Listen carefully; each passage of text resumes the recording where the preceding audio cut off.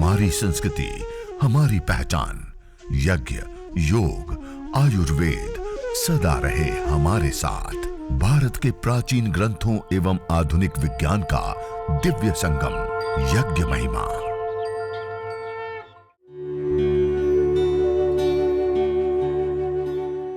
भारतीय संस्कृति में यज्ञ, योग एवं आयुर्वेद जैसी अमूल्य विद्याएं हैं, जिसका मूल है वेद। इतिहास की ओर दृष्टि डालें तो भगवान राम, भगवान कृष्ण से लेकर राजा महाराजाओं, ग्रामवासियों व अरण्यवासी ऋषियों की कुटियों तक नित्य व नैमित्तिक यज्ञों का प्रचलन देखने को मिलता है। आज पूरी दुनिया नैनो टेक्नोलॉजी की ओर जा रही है, चाहे वो इलेक्ट्रॉनिक सेक्टर हो, चाहे वो इंफ्रास्ट्रक्चर से संबंधित हो, या और भी बहुत सारा कुछ, सब कुछ नैनो टेक्नोलॉजी अर्थात क्या होता है, कम से कम हो जाए जो पदार्थ, उसका रॉ मटेरियल कम से कम हो, लेकिन उसका गुणात्मक दृष्टि से कई गुना उसका प्रभाव, उसकी शक्ति, उसकी सामर्थ्य, उसका उपयोगिता बढ़ जाती है। इसको कहते हैं नैनो टेक्नोलॉजी। और यज्ञ अपने आप में एक वैदिक नैनो साइंस है, वैदिक नैनो टेक्नोलॉजी है। देखिए, धरती पर जितने भी पदार्थ पाए जाते हैं उसमें सबसे सूक्ष्म से सूक्ष्मतर और सूक्ष्मतम कोई पदार्थ होता है तो वो होती है अग्नि। धरती पर 3 रूपों में पदार्थ पाए जाते हैं, ठोस, द्रव और गैस। ठोस रूप में हमारे पास चूना मिट्टी का पत्थर है, ठोसतम पत्थर होता है। उसके अंदर क्या हम द्रव पदार्थ डालना चाहे डाल सकते, कितना भी पानी डालो बह करके चला जाएगा, उसके अंदर नहीं जाएगा। उसके ऊपर कितना भी हवा का बहाव करो अर्थात गैस रूप पदार्थ, वो भी उसके अंदर नहीं जाएगा। इसी प्रकार उस ठोस के अंदर ठोस कोई पदार्थ डालने की तो कोई संभावना है ही नहीं।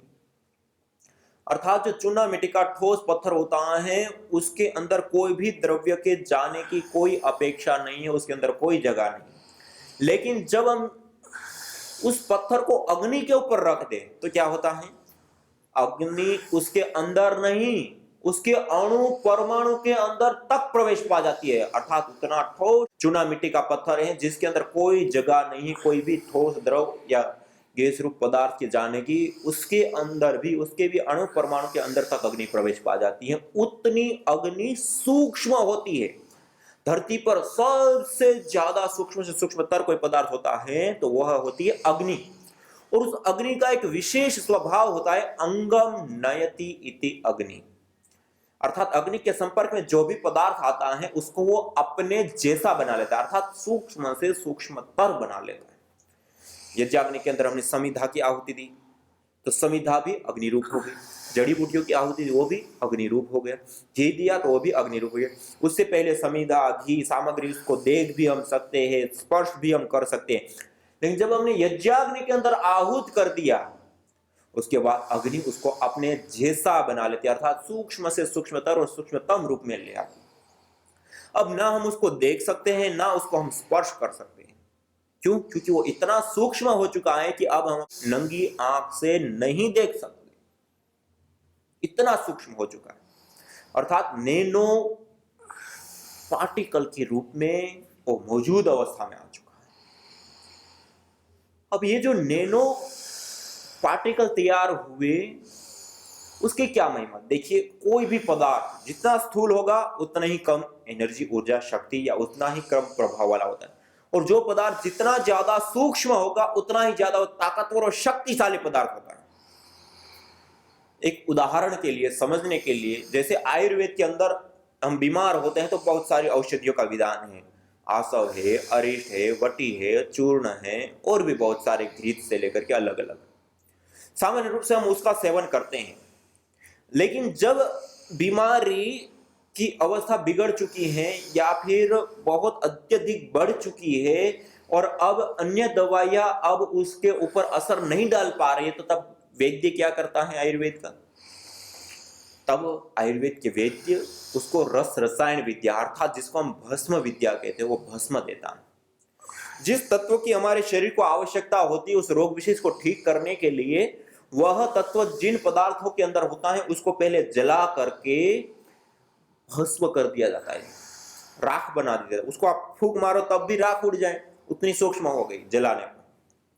उसको फिर बार बार खरल किया जाता है, कई सारी पूट दी जाती है, अर्थात उसको कई बार खरल किया जाता है और उस पार्टिकल को राख फूंक मारे तब भी उड़ जाए, उसको भी और तोड़ते हैं और तोड़ते हैं और तोड़ते हैं और तोड़ते तोड़ते तोड़ते तोड़ते उसको इतना तोड़ दिया जाता है वो नैनो पार्टिकल के रूप में आ जाता है। जब वो नैनो पार्टिकल के रूप में आ जाता है तब आप उसको खाली अपनी चमड़ी के ऊपर रख करके इस प्रकार से आप थोड़ा सा उसको मले तो वो चमड़ी के माध्यम से अंदर उतर जाता है, ब्लड में घुल जाता है। आइए अब सूक्ष्म व्यायाम करेंगे। हाथों से लेकर पैर के अंगुष्ठ तक सारे को हम एक्टिविटीज करेंगे, उसको और मजबूत करेंगे। एक एक सेल्स को, शरीर के एक एक अंग को, जो कठिन व्यायाम ना कर पाए, कठिन आसन ना कर पाए, तो वो बैठे बैठे ऐसे सूक्ष्म जो व्यायाम है उसको प्राणायाम पूर्वक पूरा श्वास भरते हुए ऐसे हम करते रहें और यज्ञ की महिमा आइए सुनते रहें।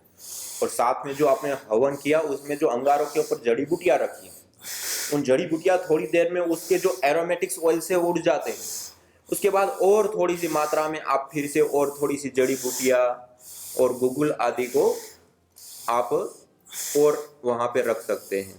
थोड़ी सी मात्रा में थोड़ा सा और जड़ी बूटियां गुगुल आदि डाल दिया, घी आदि, फिर ये लंबे समय तक 15-20 मिनट लगातार चलता रहेगा। फिर वापस इसी प्रकार थोड़ा सा डाल दिया, ऐसे ऐसे करते हैं पर 2-3 घंटे तक ये धूम्र चलता रहेगा। और ऐसे मंद मंद सी धुनी, बहुत गाढ़ी धुनी नहीं, बहुत तेज धुनी नहीं करनी, मंद मंद सी धुनी करते हुए और निरंतरता के साथ इसको हम हल्की सी धुनी बनाए रखेंगे और उसमें बैठ करके सूक्ष्म व्यायाम, प्राणायाम, योगाभ्यास, योगानुसार हम करते जाएंगे और यज्ञ की महिमा भी सुनते जाएंगे।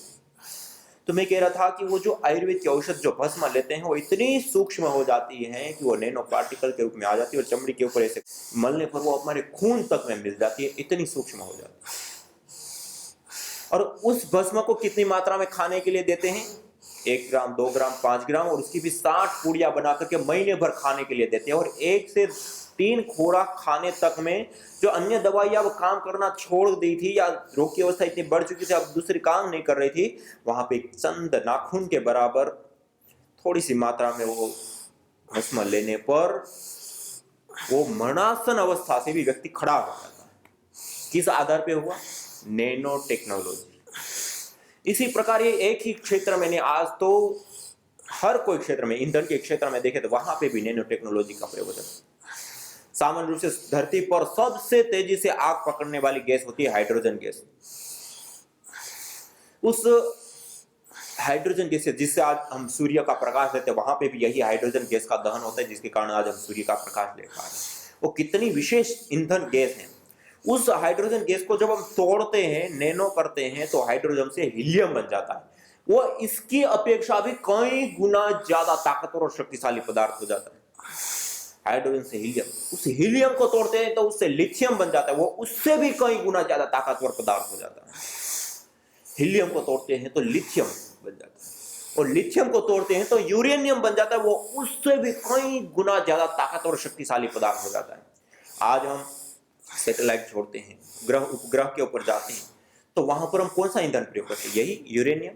थोड़ी सी मात्रा में होता है, आपको परग्रह तक ले भी जाता है और वापस ले भी आता है और फिर भी बच जाता है। आज हम वर्तमान जिन वाहनों का प्रयोग करते हैं उसके अंदर यदि इसका हम प्रयोग करने लग जाएं तो थोड़ी सी मात्रा में, एक चंद मात्रा में यदि हम इस गाड़ी को जब खरीदे तब डालें, तो जब तक ये गाड़ी चलाए तब तक हमें दोबारा ईंधन डालने की आवश्यकता ना पड़े। इतना ज्यादा ताकतवर और शक्तिशाली पदार्थ होता है यूरेनियम। किस आधार पे? नैनो टेक्नोलॉजी के आधार पर किया। जिस प्रकार ये मैंने आयुर्वेद की भस्म विद्या या फिर हाइड्रोजन, हीलियम, लिथियम, यूरेनियम का मैंने बात बताई, ईंधन की, नैनो टेक्नोलॉजी, ये क्या है कि पहली अपेक्षा जितना नैनो हो गया उतना ही ज्यादा ताकतवर और शक्तिशाली पदार्थ है। ऐसे ही यह जो यज्ञ कर रहे हैं वो भी एक सरलतम, सहजतम एक नैनो टेक्नोलॉजी है, एक प्रक्रिया है, नैनो प्रक्रिया कि अलग अलग जड़ी बूटियां, घृत आदि को यज्ञाग्नि में आहूत करके हम उसको नैनो बनाते हैं, नैनो अवस्था में लाते हैं। और उतनी नैनो अवस्था में कि हमने यूरेनियम उसके बाद हम देख सकते हैं, भस्म नैनो करने के बाद हम देख सकते हैं, लेकिन यज्ञ में आहूत किया हुआ घृत सामग्री समिधा एक बार आहूत हो गई, अब हम उसको देख भी नहीं सकते, उतना ज्यादा नैनो हो जाता है। अर्थात उसके अंदर जो निहित शक्ति है, उसके अंदर जो निहित सामर्थ्य है, वो मल्टीपल कई गुना बढ़ जाती है। ये अपने आप में एक बहुत बड़ी विशेष नैनो टेक्नोलॉजी। इसलिए हनीमैन एक विदेशी साइंटिस्ट हुए, उन्होंने कहा यज्ञ की अग्नि पदार्थों को सूक्ष्म कर देती है, सूक्ष्मीकरण से पदार्थ की शक्ति असंख्य गुना बढ़ जाती है एवं औषधि का वह शक्तिशाली अंश उभर कर सामने आता है जिसे कारण तत्व कहते हैं। स्थूल औषध की तुलना में सूक्ष्म के सामर्थ्य का अनुपात अत्यधिक बढ़ा चढ़ा होता है, अत्यधिक बढ़ा चढ़ा होता है। वर्तमान साइंस की मैं बात कर रहा हूं, और इसी चीजों को हमने स्वयं ने भी नैनो टेक्नोलॉजी के ऊपर रिसर्च कर कि यज्ञ से धूम्र निकलता है, उसके अंदर जो पार्टिकल, कुछ साइज के पार्टिकल होते हैं, उसमें भी हमने यह नैनो पार्टिकल देखी। ये आप रिपोर्ट में भी देख सकते हैं। अर्थात यज्ञ एक नैनो टेक्नोलॉजी है, और यज्ञ के माध्यम से निकलने वाले जो नैनो पार्टिकल है, वह जब निर्मित होते हैं, और जब इसके बाद हम, जैसे पूज्य स्वामी जी महाराज हमें योगाभ्यास करा रहे हैं, सूक्ष्म व्यायाम, श्वास पूर्वक प्राणायाम, आसन, जो भी हम करते हैं वो यदि व्यवस्थित ढंग से हम करते हैं और इस मेडिसिनल कंपोनेंट्स को हम, पार्टिकल्स को हम इनहेल करते हैं, तो इससे किसी भी प्रकार की, कैसी भी दुस्साध्य असाध्य बीमारी होती है, उसको भी हम ठीक कर सकते हैं। ऐसी ताकत, ऐसी शक्ति इसके अंदर है। यज्ञ एक नैनो टेक्नोलॉजी है, सरलतम, सहजतम और सबसे जबरदस्त तरीके से हमारे शरीर के ऊपर प्रभाव डालती हैं, और जो दुस्साध्य असाध्य रोग होते हैं उसको भी दूर कर देती है। ये एक अपने आप में बहुत बड़ी विद्या है।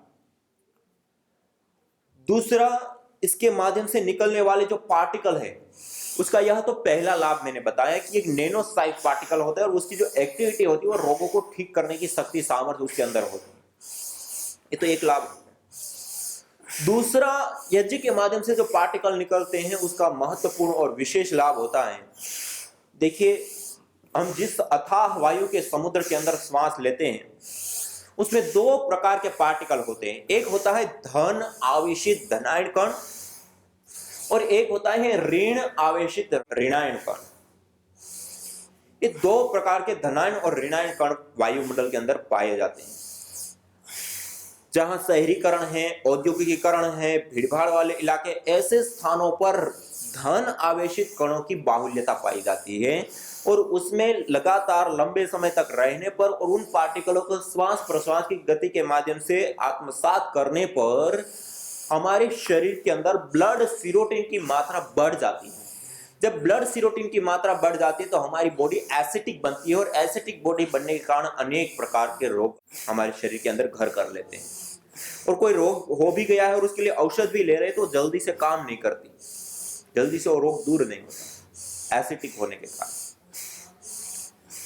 दूसरा पार्टिकल होता है ऋण आवेशित पार्टिकल।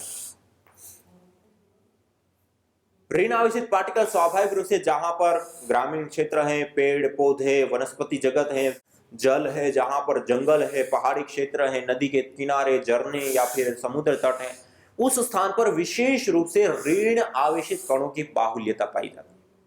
और उस प्राधान्य वाले वायुमंडल पे रहने पर हमारे शरीर के अंदर ब्लड सीरोटिन की मात्रा कम होती है। उसके कारण से हमारी बॉडी अल्कलाइन बनती है, और जब अल्कलाइन बॉडी बनती है तो पहले ही शरीर के अंदर कोई रोग टिक ही नहीं सकता, और कोई रोग आ भी गया है तो वो भी बहुत शीघ्रता पूर्वक दूर हो जाता है। ये दूसरा और महत्वपूर्ण जो ऋण आवेशित पार्टिकल होता है उसका विशेष लाभ होता है। अब यह जो ऋण आवेशित पार्टिकल होते हैं वो हमें आरोग्य और स्वास्थ्य की सिद्धि कराने वाले होते हैं। अब ये बात मैं यहां पे क्यों बता रहा हूं कि धन आवेशित कण और ऋण आवेशित, देखिए हम जब योगाभ्यास करते हैं तो योगाभ्यास कैसे स्थान पर किया जाए, किन जगहों पर किया जाए, तो क्या बताते हैं योगाचार्य अपने,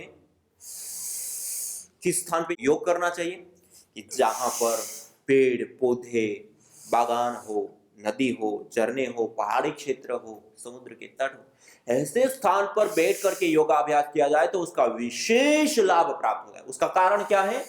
धनावेशिकरण, ऋणावेशिकरण, ब्लड सीरोटिन का बढ़ना, घटना, एसिडिक बॉडी बनना या अल्कलाइन बनना, और उसके कारण आरोग्य या स्वास्थ्य या मान शांति, ये कारण है। अब ये जो यज्ञ हवन अग्निहोत्र हम इतना छोटा सा 10-15 मिनट का कर रहे हैं, डॉक्टर अल्बर्ट कुर्जर करके एक अमेरिकी साइंटिस्ट है, उन्होंने रिसर्च करके बताया जिस स्थान पे, जिस जगह पे प्रतिदिन इस प्रकार यज्ञ हवन अग्निहोत्र होता है, उस स्थान पर प्रति सेंटीमीटर एयर के अंदर 200 से 400 ऋण आवेशित कण पाए जाते, अर्थात उतने कण जहां पर घना जंगल हो और वहां पर पाए जाते उतने।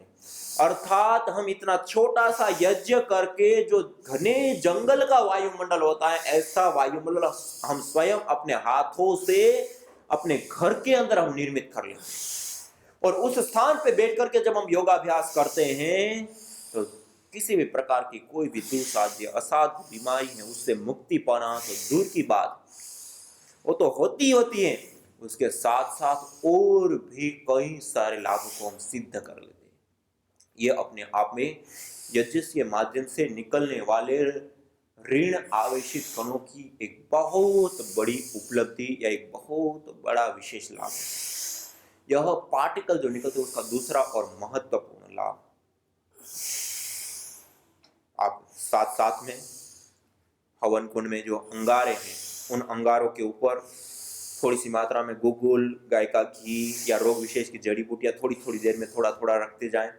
हल्की हल्की मंद मंद सी ध्वनि को निर्मित होने दे, चारों ओर के वायुमंडल में फैलने दे। और पूज्य स्वामी जी महाराज जिस प्रकार हमें योगाभ्यास करा रहे, सूक्ष्म व्यायाम श्वास प्रश्वास की क्रियाओं के साथ, इस प्रकार निरंतरता के साथ क्रम पूर्वक इन सारी चीजों को करते हुए हम यज्ञ महिमा को सुनेंगे। तो ये मैंने आपको दूसरा और महत्वपूर्ण पार्टिकल का लाभ रखा। और इन्हीं पार्टिकल का एक तीसरा और महत्वपूर्ण लाभ होता है, वह है जब हम यज्ञ करते हैं उससे जो ऑर्गेनिक पार्टिकल्स वायुमंडल के अंदर आते हैं, तो वायुमंडल के अंदर जो अलग अलग प्रकार के रेडिएशन होते हैं, उन रेडिएशनों से भी हमें मुक्ति मिलती है। देखिए, आज हम जिस जीवन शैली को जी रहे हैं उसमें आज हमारी दीवारों के अंदर केबल्स बिछे हुए हैं, बोर्ड्स लगे हुए हैं, एलईडी लाइट्स से लेकर के TV, computer, laptop, mobile tower से लेकर के ना जाने आज इलेक्ट्रॉनिक उपकरणों के साथ साथ आज हम कार्बनिक पदार्थों का भी प्रयोग करने लग चुके हैं। ये सारी की सारी चीजें रेडिएशन छोड़ती है और आज हम एक रेडिएशन के जाल के बीच में जी रहे हैं। और यह जो रेडिएशन का जाल है उसके अंदर रहने से हमारा नर्व सिस्टम वीक होता है, स्मृति शक्ति का ह्रास होता है, बहुत ही शीघ्रता पूर्वक हम बुढ़ापे की ओर आगे बढ़ते हैं, चमड़ी के ऊपर झुर्रियां पड़ने से लेकर के अनेक प्रकार की समस्याएं, और अधिक रेडिएशन वाले वायुमंडल में रहा जाए तो एमएनडी मस्कुलर डिस्ट्रोफी से लेकर के कैंसर जैसे असाध्य घातक रोग भी हो जाते हैं, बहुत ही बड़ा घातक। और आज इस समष्टि के लिए भी छोटे छोटे पेड़ पौधों से लेकर मधुमक्खी और छोटे चिड़ियाओं से लेकर के कई सारी ऐसी प्रजातियां हैं जो इस रेडिएशन के कारण विलुप्त हो रही है। ये अपने आप में एक बहुत बड़ी हानि आज हम उठा रहे हैं रेडिएशन के कारण। और आपको जानकर के आश्चर्य होगा, जिस छोटे के यज्ञ की हम चर्चा कर रहे हैं, जिस छोटे से यज्ञ को हम करने के लिए बात कर रहे हैं, इस यज्ञ को करने पर यह जो पार्टिकल वायुमंडल के अंदर आते हैं, यह पार्टिकल वायुमंडल में आने के कारण जो एटॉमिक रेडिएशन या इलेक्ट्रोमैग्नेटिक रेडिएशन, दोनों ही प्रकार के रेडिएशन की रेंज को कम करने का और खत्म करने का काम, दूर करने का काम ये भली प्रकार से पार्टिकल करते हैं। राजस्थान यूनिवर्सिटी में डॉक्टर वाई के विजय जी ने कई सारे ऐसे अनुसंधान परीक्षण करके स्वामी कृष्णानंद सरस्वती जी के निर्देशन में बताया कि यज्ञ करने पर जो ऑर्गेनिक मॉलिक्यूल्स, पार्टिकल्स वायुमंडल के अंदर आते हैं तो उसके कारण से जो रेडिएशन, एटॉमिक रेडिएशन की जो रेंज होती है वह रुक जाती है, दूर हो जाती है, खत्म हो जाती है। उन्होंने कहा कि ये हम नहीं बता पा रहे हैं कि इसके दो व्यवहार होते हैं, एक होता है शत्रुता का व्यवहार, एक होता है मित्रता का व्यवहार। अर्थात ये जो यज्ञ से निर्मित जो पार्टिकल है उस रेडिएशन को अपने आप में एक तो अवशोषित कर लेते हैं, तो इसको कहते हैं मित्रता का व्यवहार। एक उसके साथ टकरा करके उसको खत्म कर देते हैं, इसको कहते हैं शत्रुता का। इस दो में से क्या प्रक्रिया हो रही है वो हम नहीं बता पा रहे हैं, लेकिन रेडिएशन की रेंज खत्म हो जाती है, दूर हो जाती है। ये बहुत बड़ी एटॉमिक रेडिएशन यज्ञ करने पर ठीक। और doctor Mamta Saxena, central pollution government board Delhi में, उन्होंने इलेक्ट्रोमैग्नेटिक रेडिएशन के ऊपर कई सारे परीक्षण और अनुसंधान कर यह बताया कि यज्ञ करने पर जो इलेक्ट्रोमैग्नेटिक रेडिएशन है वह रुक जाता है, खत्म हो जाता है, दूर हो जाता है। ये अपने आप में वर्तमान युग में जो पूरी दुनिया में सबसे बड़ी समस्या बनता जा रहा जो रेडिएशन का खौफ है उसका सीधा समाधान। इसलिए हम अपने परिवार में, अपने घर में स्वयं भी और अपने परिवार को भी, देखिए मैंने कई सारी चीजें बताई। एक तो रेडिएशन से बचना, ये भी इसी यज्ञ के माध्यम से 10 मिनट के यज्ञ से सिद्ध होता है। दूसरा, धन आवेशित कण और ऋण आवेशित कण और उससे ब्लड सीरोटिन का बढ़ना या घटना, उससे आरोग्य या आरोग्य की हानि, ये भी अपने आप में एक बहुत बड़ा कि जंगल जैसा वायुमंडल हम अपने हाथों से अपने घर में इस प्रदूषित युग में निर्मित कर सके कृत्रिम रूप से, तो यह यज्ञ के माध्यम से सिद्ध होता है। ये दूसरा और महत्वपूर्ण विशेष लाभ है। तीसरा पार्टिकल का जो मैंने लाभ बताया कि यह जो पार्टिकल होते हैं उसके अंदर medicinal components, medicinal aromatics oils, उड़नसिल तेल, जो मेडिसिनल कंपोनेंट्स होते हैं वो इसके साथ चिपके होते हैं, और इस पार्टिकल को हम इनहेल करते हैं तो ये हमें आरोग्य देने का, चिकित्सा देने का कार्य करते हैं। और चिकित्सा देना नहीं, उसके अंदर जो निहित शक्ति सामर्थ्य तो मल्टीपल कई गुना बढ़ जाती है, ताकतवर शक्तिशाली रूप में आ जाती है और गंभीर अवस्था के रोगों को भी बाहर लाने का काम करती है। ये तीसरा लाभ। इससे अतिरिक्त जो गैसें बनती है उसका मैंने लाभ बताया। एक तो वायु प्रदूषण, जिसके कारण 70 लाख लोग मौत के मुंह में समा जाते हैं, उसको हम बचा सकते हैं और हम खुद बच सकते हैं वायु प्रदूषण। जो तुम चाहते हो रोगों से छुटकारा, तो लो नियमित यज्ञ का सहारा। यज्ञ की यह शुद्ध हवा सब रोगों की है दवा। आयुर्वेद ग्रंथों में यज्ञ को देवीय चिकित्सा कहा है और कहा, आयुर्वेदेषु यत् प्रोक्तम यस्य रोगस्य भेषज तस्य रोगस्य शांत्यर्थम तेन तेनेव होमये।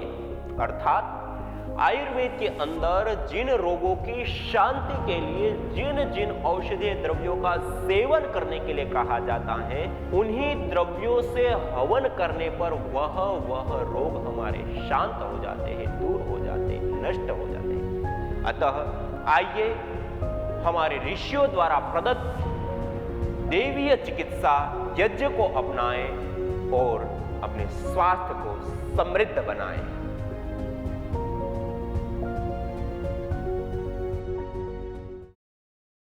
दूसरा, जब हम सामग्री की आहुति देते हैं तब सामग्री की आहुति देते समय भी हमारा जो हाथ है, एक तो होता है कि हम ऐसे ही 5 उंगलियों से पकड़ करके ऐसे आहुति दें।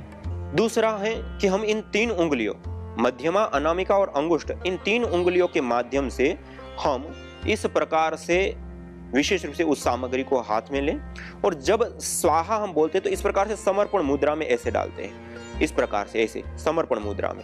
एक तो ऐसा होता है कि हमने इस प्रकार से पकड़ तो लिया लेकिन ऐसे ही डाल दिया, नहीं, ऐसे नहीं डालना है। ऐसे हम त्याग कर रहे हैं और ऐसे हम समर्पण कर रहे हैं, दे रहे हैं। देवताओं को हम अन्न खिला, अग्निर्वय देवाना मुख, अग्नि सभी देवताओं का मुख है। हम देवीय शक्तियों को, देवताओं को हम अन्न खिला रहे हैं। जैसे हमारे घर पे कोई अतिथि आता है तो कितना हम प्यार पूर्वक, कितना व्यवस्थित ढंग से खिलाते, ऐसे ही हमें यज्ञाग्नि में भी नीचे कहीं ढूले ना और पूरा व्यवस्थित ढंग से हमें एक खाना है देवताओं का, तो इसको भी हम पूरा शुद्ध रखें, पवित्र रखें। सामग्री के अंदर कीड़ा ना हो, सड़ी हुई सामग्री ना हो, या ज्यादा पुरानी भी सामग्री, जड़ी बूटियां ना हो, अर्थात शुद्ध हो, पवित्र हो और शोधन की हुई हो। और उसके बाद समर्पण मुद्रा में हमें मध्यमा, अनामिका और अंगुष्ठ 3 उंगलियों के मध्य में ऐसे आहुति लेकर के हम ऐसे आहुति देंगे। और हम छोटा मोटा जो कुंड है उस कुंड को देखते हुए, हमारे पास छोटा कुंड है तो उसको देखते हुए उतनी मात्रा में ले, और बड़ा कुंड है तो उसकी अपेक्षा उतनी ज्यादा भी हम ले सकते हैं। दूसरा, उसके साथ साथ जो हम आहुति प्रदान करेंगे उसमें अग्नि को भी हमें ध्यान में रखना है। जब मंद अग्नि है तो कम मात्रा में दे, जब अच्छे से अग्नि है तब उस अपेक्षा में दे। ऐसे ना दे कि जिससे अग्नि दब जाए। तो इस प्रकार से हमें सामग्री की आहुति देनी। यज्ञ भारतीय संस्कृति का मूल है। तो आइए हम संकल्प लें, संसार के श्रेष्ठतम कर्म यज्ञ को अपनाएं।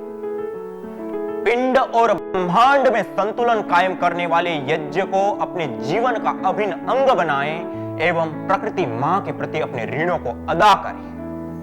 विश्व स्वास्थ्य का एक नारा, यज्ञ से होगा जग उजियारा। भारतीय संस्कृति की अमूल्य विरासत यज्ञ की महिमा को जानने हेतु वैदिक चैनल पर प्रतिदिन प्रातः एवं सायं 11:30 बजे यज्ञ महिमा कार्यक्रम से जुड़े। विशेष जानकारी हेतु संपर्क करें। मोबाइल 9068565306।